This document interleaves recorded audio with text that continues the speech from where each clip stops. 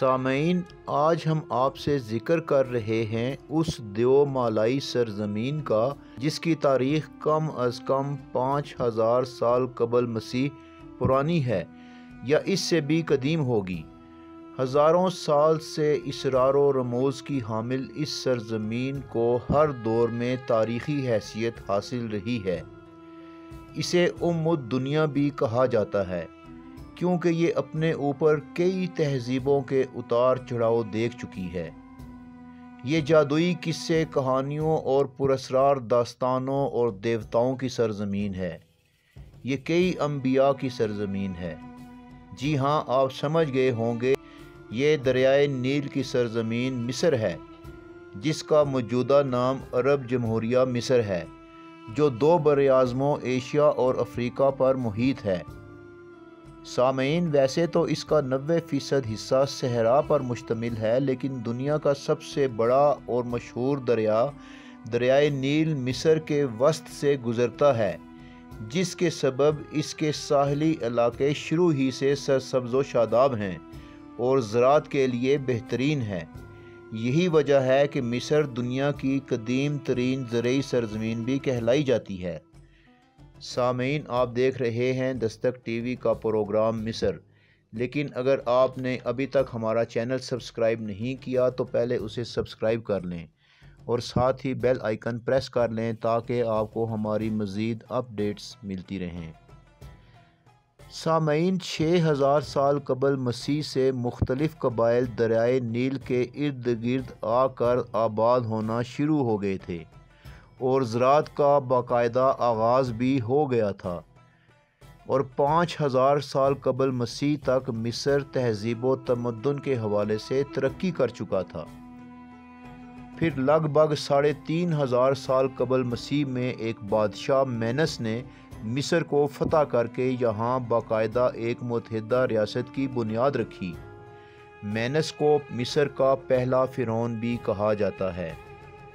پھر 3000 سال تک فرعون مصر نے مصر پر مکمل حکمرانی کی۔ 343 قبل مسیح میں ایران نے انہیں شکست دے کر مصر پر قبضہ کر لیا۔ پھر اس کے بعد مصر رومیوں کے زیر تسلط آ گیا۔ یہاں عیسائیت کی تبلیغ بھی شروع کر دی گئی۔ پھر 639 عیسوی میں مصر عرب مجاہدین کے ہاتھوں فتح ہوا اور اس کے بعد ایک بہت طویل عرصہ تک یہاں مسلمانوں نے حکمرانی کی اور اسلام کی روشنی چار سو پھیل گئی۔ 1517 میں اسے ترکوں نے فتح کر لیا اور یوں مصر سلطنت عثمانیہ کے زیر نگیں آ گیا۔ پھر 1798 میں نپولین حملہ آور ہوا اور اس نے قاہرہ پر قبضہ کر لیا، لیکن 1805 تک ترک افواج نے برطانوی افواج کی مدد سے انہیں شکست دے کر مصر سے نکال دیا اور ایک البانوی فوجی محمد علی کو ملک کا بادشاہ بنا دیا گیا۔ 1914 میں مصر برطانیہ کے کنٹرول میں آ گیا اور 1936 تک برطانیہ کے زیر تسلط رہا۔ پھر برطانوی فوجیں مصر سے واپس چلی گئیں۔ 1949 میں عرب اسرائیل جنگ میں مصر نے اہم کردار ادا کیا۔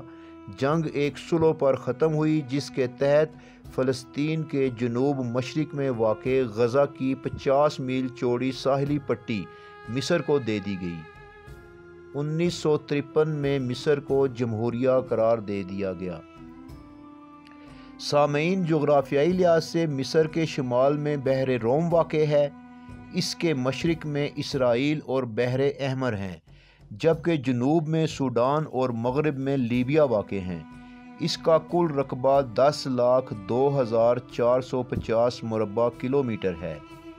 یہ رقبے کے لحاظ سے دنیا کا 30واں بڑا ملک ہے۔ اس کی کل آبادی 10 کروڑ ہے اور آبادی کے لحاظ سے یہ دنیا کا 14واں بڑا ملک ہے۔ مصر کے 94% لوگ مسلمان ہیں اور بقیہ 6% لوگ عیسائی ہیں۔ یہاں صدارتی نظام نافذ ہے اور صدر 6 سال کے لیے منتخب کیا جاتا ہے۔ کپاس، مکئی، چاول اور گیہوں یہاں کی مشہور اجناس ہیں۔ صنعتی اعتبار سے پیٹرولیم، لوہا اور فولاد کی صنعتیں قابل ذکر ہیں۔ سامعین، مصر کا تذکرہ اس وقت تک مکمل نہیں ہوتا جب تک دریائے نیل، فرعین مصر اور اہرام مصر کا ذکر نہ کیا جائے، اس لیے ہم آپ کو اپنے اگلے پروگرام میں ان کے متعلق بتائیں گے۔